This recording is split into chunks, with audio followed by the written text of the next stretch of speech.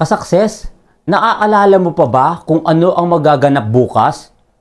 Isa sa mga video na binanggit ko na dati to, na magandang balita ba ito o hindi? Kumusta naman ang status mo kay Facebook? Dahil bukas, January 5, may pagbabago na magaganap sa ating paboritong social media platform. Ano nga ba ang bagong update na magaganap at kung paano ito makakaapekto sa ating online experience? So, sabay-sabay nating tuklasin bukas ang bagong update ni Facebook kasi per views na ang bigayan kada video.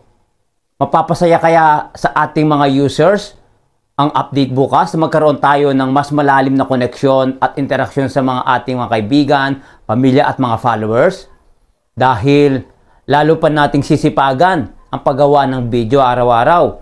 Pwede din yung pag-usapan or tanong mo tungkol sa mga privacy settings at patakaran kay Facebook dahil makakatulong ng malaki sa atin yon sa paggawa natin ng video na hindi na tayo lumalabag sa kanya dahil may idea ka na. So, pwede mo ring i-comment dyan sa baba kung ano ang tanong mo. Pag nabasa ko at online ako, sasagutin natin. At i-maintain natin kung paano natin maaring mapanatili ang ating pagsunod sa rules ni Kuya M. Huwag mo kalimutan yun, importante yun. Habang tinatamasa natin ang bagong update niya bukas kay Facebook, January 5 ulitin ko, sakto. Simulan natin ang taon sa paggawa ng video. Okay, maganda man ang resulta o hindi.